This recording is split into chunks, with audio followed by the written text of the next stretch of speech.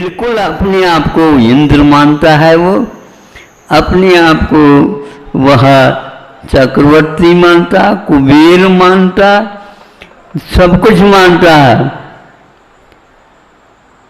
लेकिन बनने से पूर्व में बहुत कुछ त्याग भी हमें न बताइयो, नहीं समझे, उन्हीं को बताइए। अब फिर इसके उपरांत तो ये महाराज ये भूतपूर्व सौधर्म है। हम सोचते हैं भैया अभी तक इतने भूतपूर्व बन गए लेकिन कोई अभूतपूर्व नहीं बना।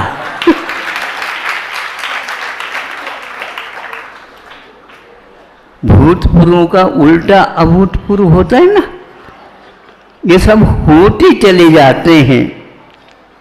इसलिए तत्व सूत्र के अंत में, नए के प्रकरण के अंत में एवं भूत रखा है। ऐसा होना सीखो। कैसा? जैसे प्रभु वेदी में बैठे ऐसा ही बनना सीखो। इसीलिए यह सौधर्मेंद्र आदि का पात्र है, रखा है। यह ऐसे ऐसे पात्र इसमें हैं कि वह संवाद कुछ ऐसा रोचक बन पड़ा है तो वह और कुछ नहीं चाहिए। बड़े बड़े विद्वान भी इसको अब पढ़ रहे हैं, किंतु यदि अब आगे एक कदम बढ़ाए हम पढ़ने के बाद उस रूप होने का, जब इरादा हमारा बनता है, फिर क्या कहना, निगम भी पीछे छूट जाएगा और संग्रह भी छूट जाएगा और व्यवहार भी छूट जाएगा। इस प्रकार सभी छूटते छूटते छूटते जब एवं भूत नय आ जाता है, ऐसा ही है। अशोक कहने से शोक को छोड़ना पड़ेगा। जब आप शोक छोड़ोगे तो अशोक बनने की सार्थकता आपके सामने आ जाएगी। आप अभूतपूर्व बनना चाहते हो तो इस कथा को पढ़ो, अवश्य ही आपको इससे सीख मिलेगी। सोच रहा था ये मूक माटी शीर्षक रखूं या न रखूं, तो फिर हमारे लिए परेशानी हो जाएगी। इसलिए हमने कहा कि भैया यही बता देगी, देख लो।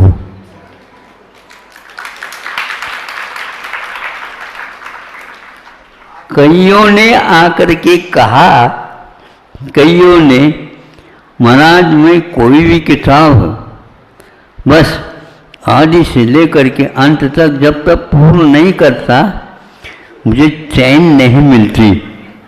लेकिन जब इस मूक माटी को हाथ में लेता हूँ, एक भी पृष्ठ में पूर्ण नहीं कर पाता हूँ और खो जाता हूँ।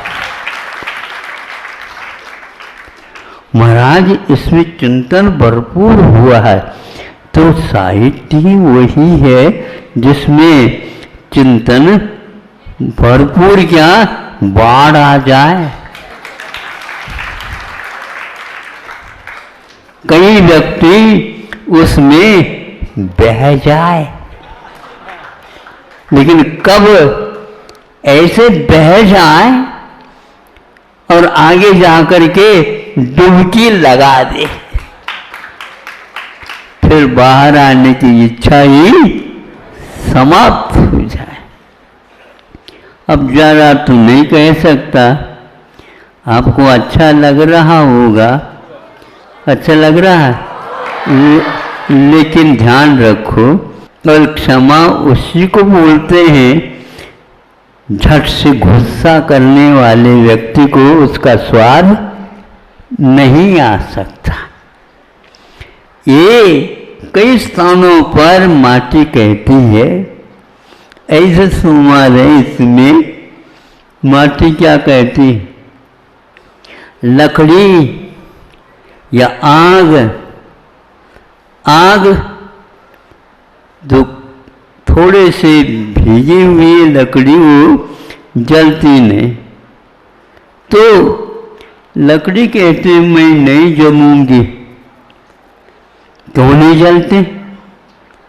आप जलो तभी मुझे जिला सकोगे। मुझे जिलाना, आपका जलना अनिवार्य है। और आप ठंडे रहना चाहते हैं तो फिर आप मूक माटी को समझ नहीं पाओगे। बना रखो लेकिन बोलो नहीं। मूक माटी है ये।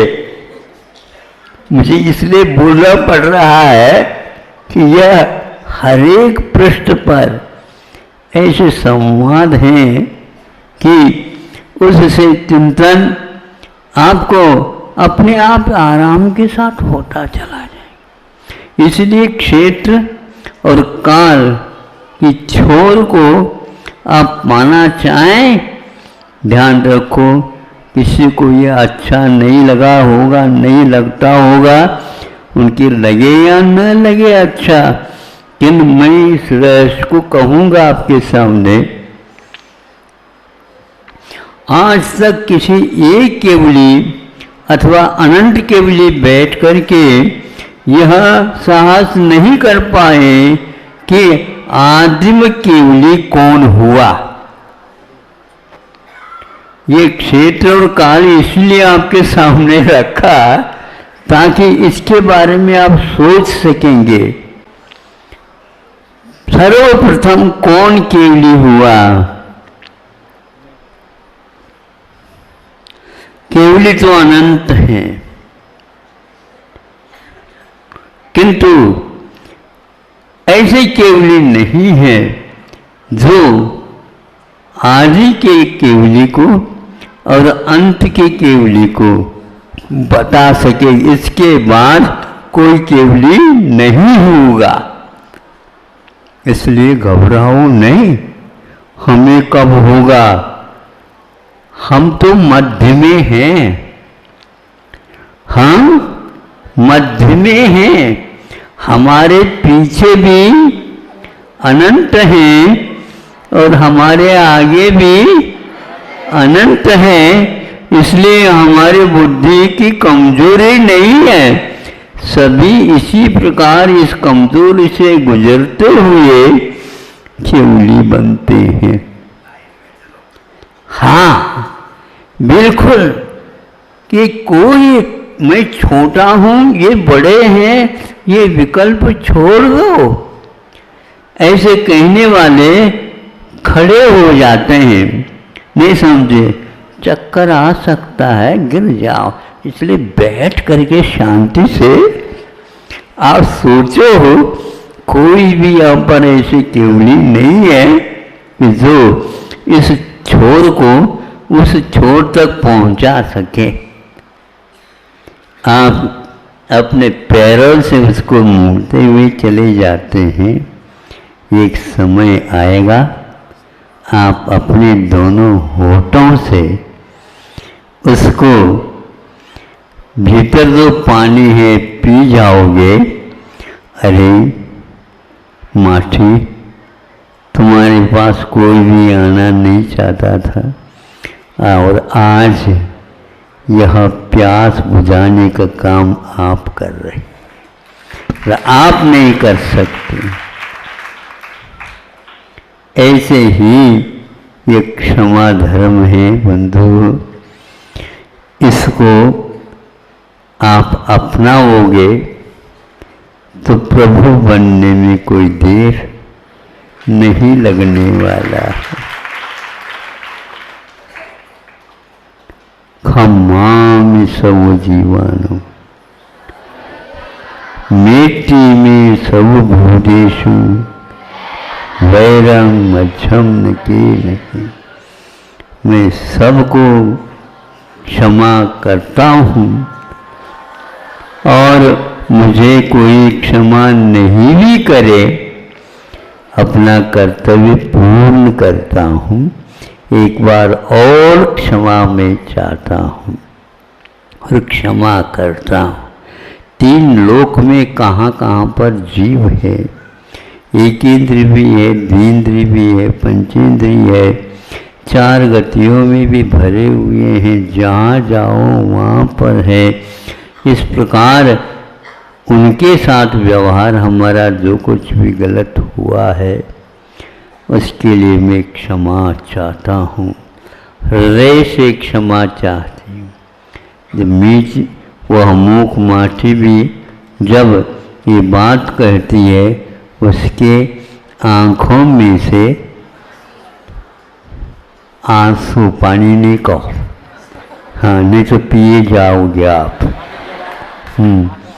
वह आंसू हैं और वह सजीव है। आपके आँखों में प्रतिक्रमण के समय पर ऐसे ही आंसू आना चाहिए। सामने वाला व्यक्ति क्षमा करे या न करे, क्षमा मांगे या न मांगे, इससे कोई नहीं का अनंत जीव है। बहुत गलती करते आए हैं हम, इसलिए भूल जाओ मैं दुरात्मा हूँ, यहाँ से प्रारंभ हो जाता है। अनेक प्रकार की गालियाँ आप सुनना नहीं चाहते, आपके मुख से निकल रही है वो, और मैं पापी हूँ, दुरात्मा हूँ, दुष्ट हूँ, मायावी हूँ और क्या नहीं हूँ। अच्छे को छोड़ करके और कुछ भी यदि है तो बुरों का नहीं, बुराइयों का ढेर हूँ। भगवान क्या प्रतिक्रमण करूँ, मैं कुछ कर नहीं सकता, ऐसा मैं हूँ। इससे पाप का प्रक्षालन होता है। ऐसा अंत में इसमें मिलेगा आपको अग्नि की परीक्षा और चांदी सी राख। ईंधन जो हैं वे बबूल के भी ईंधन हो तो भी जो काली काली है उसको जलाओ तो राख कैसी होती है हमें बता देना है। सफेद शुक्ल लेशा, शुक्लतम लेशा। अग्नि के द्वारा जब वह बबूल की लकड़ी जल जाती है तो वह शुक्ल लेशा में परिवर्तित हो जाती है। इसलिए यह कहना है अग्नि की परीक्षा है। ये अग्नि जलाते ही ना, उसकी परीक्षा है। यदि वहाँ सफेद नहीं, राख नहीं बना देती तो अग्नि में कुछ कमी है ऐसा मानना पड़ेगा। इसलिए उसको अग्नि की परीक्षा और चांदी सी राख इस शीर्षक से मीमांसा करने वालों का कहना है महाराज इन तीनों को तो आप खंडकाव्य के रूप में स्वीकारो और यह अग्नि की परीक्षा और चांदी सी राख को ही प्रबंध महाकाव्य कहो तो भैया कहने वाले तो आप हैं। हम नहीं समझते ये छोटी है क्या बड़ी है, अणु है अथवा यहाँ महा है, ये तो मैं ये नहीं कहता, क्योंकि यह मात्र एक जीवन ऊपर की ओर ले जाने की प्रक्रिया है। अब चाहते हैं तो इसको प्राप्त कर सकते हैं। और कई लोग हमारे पास आते हैं, आते ही रहते हैं, बार बार आते रहते हैं, वो सरैया है।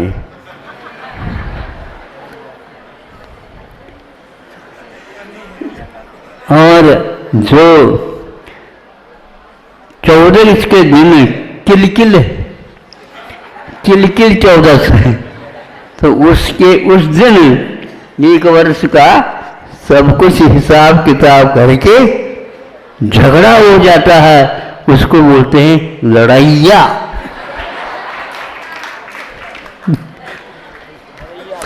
अब इसके उपरांत आप लोग भाद्रपद में आए हो, इसलिए बधाइया।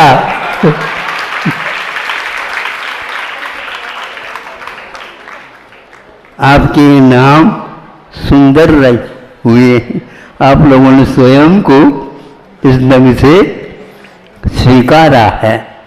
हम प्रभु से प्रार्थना करते हैं, अपने लड़े आपस में, यदि लड़ना ही है तो अपने ही क्रोध के साथ, नहीं समझे, जीभ को कहाँ का रखो, दांतों तले,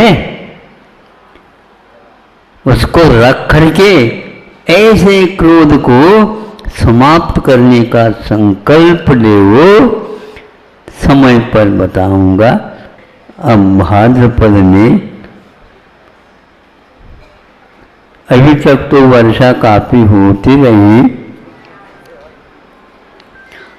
आकर के कहीं उन्हें कहा, महाराज ये अब छत्ता कब जो हमारी छूटेगी, प्रतिदिन वर्षा हो रही है, कोई बात नहीं, यह भाद्रपद वाले आएंगे तो अवश्य इसमें विश्राम मिलेगा, लेकिन वो आने के उपरांत यहाँ पर अवश्य वर्षा को याद करेंगे। तब तक तो यहाँ पर धर्मामृत वर्षा होती रहेगी, होती रहे इन्हीं भावनाओं के साथ। बोधि समाधि परिणाम शुद्धि, स्वात्मोपलब्धि चोषा की शुद्धि, चिंतामणिम चिंतित वस्तुदाने त्वामंदमानस्य ममास्तु देवी।